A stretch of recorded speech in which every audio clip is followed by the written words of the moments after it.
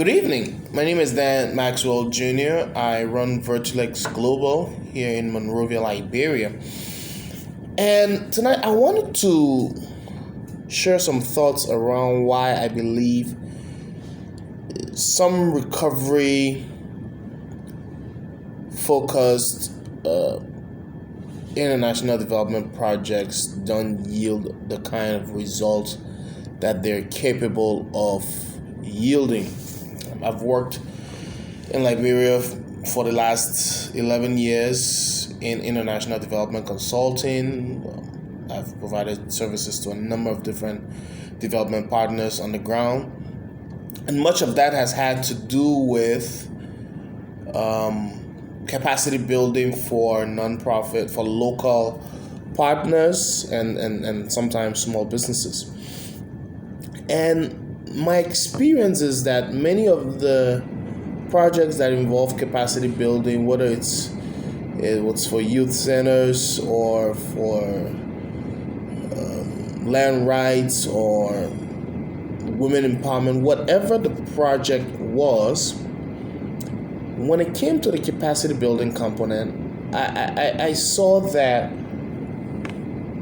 the projects were designed to provide training and mentorship, some sort of mentorship, but oftentimes for no more than 3 months. So there are projects, for instance, I was working on this particular project. I wouldn't name the international organization that was funding it or even the implementing guys, but the project involved helping local NGOs develop their different policies around gender, around communications, develop their business plans and what have you. And what was interesting is this project was designed to provide some training for these local beneficiaries, and then mentorship leading up to the development of these documents. So training first, and then mentorship leading up to the development of the business plan, or mentorship leading up to the development of the gender and social inclusion policy, or the monitoring and evaluation plan, or the communication strategy, whatever it was. And then the critical bit is left undone.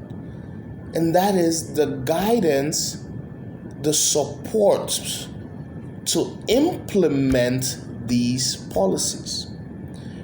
So from as high as probably one UN house, I'm sure to the very lowest NGO, you will find documents, strategies, policies that have been developed, capacity development plans, research findings that have next steps. All of these documents have been collected, but there isn't the kind of support that is needed to ensure that maximum results are gotten. You see, anybody can do a plan, anybody can do a strategic plan, anybody can develop a policy.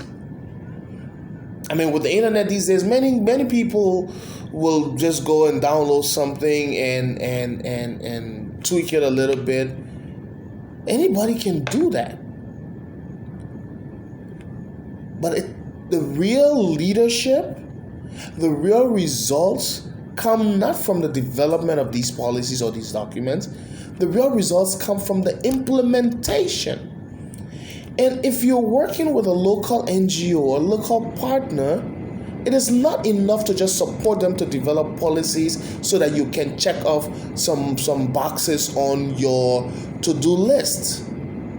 You have a moral obligation as a development partner, as a chief of party, as a country representative, as a program manager, whatever title you happen to carry. I believe you have a moral obligation to ensure that these organizations are sustainable by providing for mentorship and coaching at least for 12 months. That is what's needed. Or else all the investment that you've made in, whether it's behavioral change or whatever else, all of those investments, that's why many of these projects after the end, you can see the impact is lost. The impact is lost.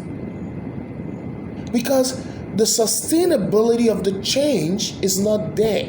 These NGOs, now you have to understand the local mentality when NGOs are set up in the first place. Many people set up NGOs, yes, they have great intentions, but they also have need to survive. And so for many people, setting up an NGO is also a means of livelihood, which is rightfully so. Rightfully so. And the one thing that they will work on most is learning how to write good proposals that get funded. And so they will always be thinking about funding the next proposal or doing the next proposal that gets funded. Your job is to help these civil society organizations, these local NGOs, to become self-sustainable. And the only way you do that is to help them implement these documents. If there's a business plan that provides for innovative financial sustainability ideas, then let these ideas be implemented. Okay? Let's stop cutting back on capacity development. Capacity development is not just about checking off boxes that training was done, mentorship was done, policy developed, outcome, output. No.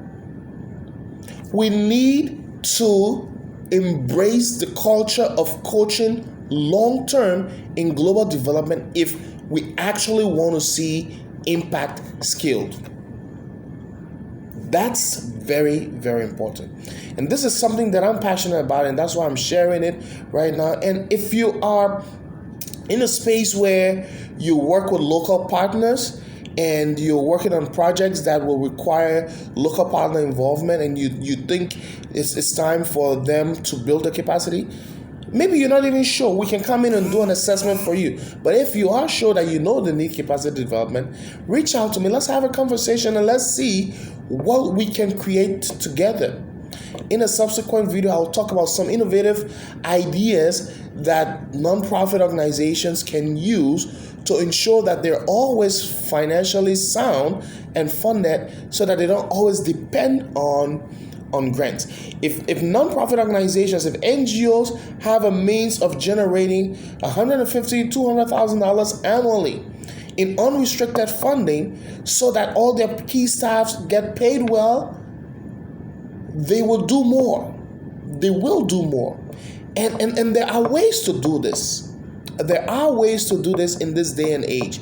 Every single local NGO operating in Africa, Southeast Asia, or anywhere else in the world can generate a minimum of $150,000 annually to support their funding. This is not from fundraising events or donations. This is from earned income. And I'm going to talk about that in a separate conversation.